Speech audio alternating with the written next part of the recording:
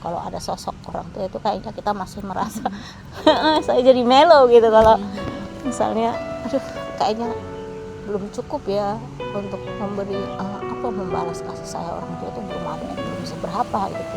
Ternyata mereka sudah pergi. Ya udahlah sekarang tinggal membenahi diri supaya mereka pun di sana bisa melihat perubahan kita ke arah yang lebih baik.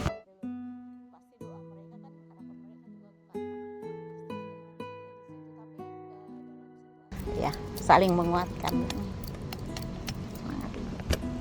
Jadi kalau misalnya lelah, capek gitu kan, aduh kayaknya udah ngantuk banget tuh ini.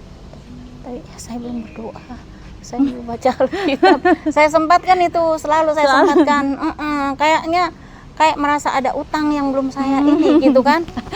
Ada yang ini ya. Terus saya buka pelajaran CAP apa ya untuk minggu depan gitu ya. Jadi sebisa mungkin nanti ada pertanyaan, coba deh tanya di ini. Setiap ada pertanyaan pasti. Iya, pasti benar. Selalu dapat hadiah ini kan. Yang terakhir dapat hadiah apa Bu ya dari buku kan terakhir buku dari Pak Purnomo. Terus sebelumnya kan coklat ya, yang pertama kan coklat, tapi waktu itu buku belum dibawa kan. Saya udah niatkan dalam hati saya bilang ke si Ray, minggu depan mudah-mudahan saya ya bukti aktifan dia dapat hadiah terus. Keseriusan saya gitu kan, bukan berarti saya mau ini ya, tapi emang mungkin itu latar belakang dari didikan orang tua saya ya. Saya bilang kalau saya juga mungkin dari didikan orang tua juga ya, model ini saya sih orang tua lah pada awalnya kan. Kita kan dididik role model kita kan pada dasarnya kan pertamanya kan dari orang tua ya. Kalau bapak saya kan orangnya memang kayak didikan militer ya. Gitu. Keras, tapi kadang-kadang kita kayak sport jantung gitu kan. Sementara ibu saya pendoa yang ini kan. Jadi klop lah sebenarnya. Tapi ya, yang satu keras, yang satu ini ya lembut yang, gitu kan. Ibu saya itu bukan tipikal orang yang pintar berbicara, tapi dia lebih kepada mengadu sama Tuhan gitu kan.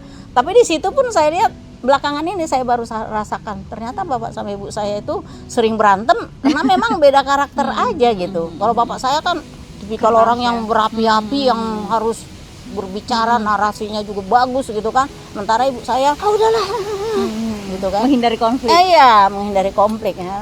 Jadi kalau bapak saya kan ke gereja itu belum tentu itu orang yang ini katanya gitu kan. Urung gereja, tiap rumahnya aja di gereja katanya gitu. Tapi apa dia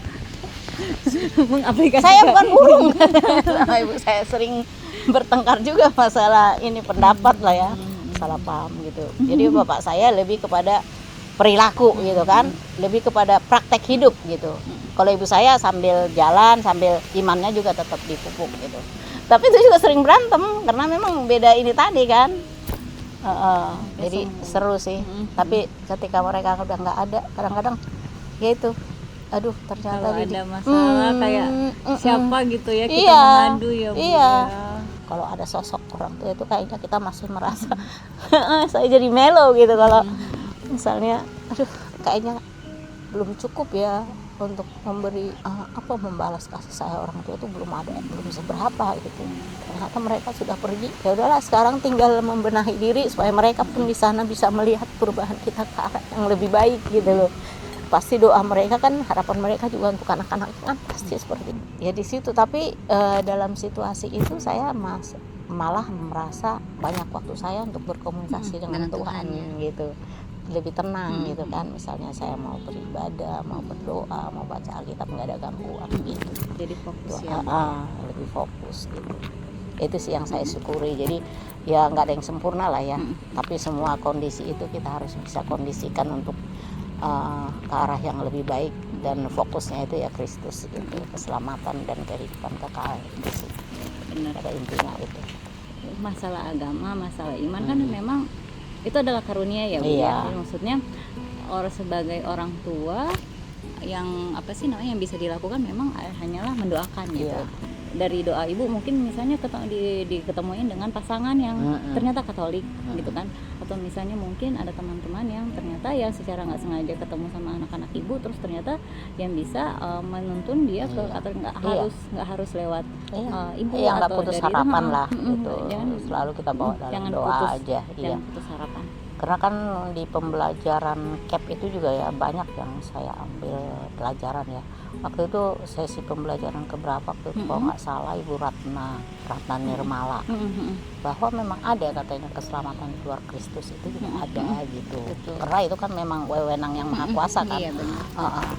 Katolik sendiri pun yang udah taat, yang kelihatannya Belum tentu, ini belum tentu gitu kan. Kalau nggak dapat Iya, karunia itu. iya, makanya saya akhirnya ya udahlah gitu. Toh mereka juga kan udah punya pemikiran sendiri, mereka juga bisa menilai sendiri, mereka juga akhirnya nanti bisa memilih sendiri, menentukan sendiri jalan hidupnya. Itu sih saya memposisikan diri saya sebagai orang tua Yang selalu mendoakan yang terbaik lah untuk anak-anaknya. ya, pada akhirnya kan kita serahkan lagi, kembalikan lagi sama Yang Maha Kuasa ya. Amin. Jadi Semoga yang terbaik lah ya.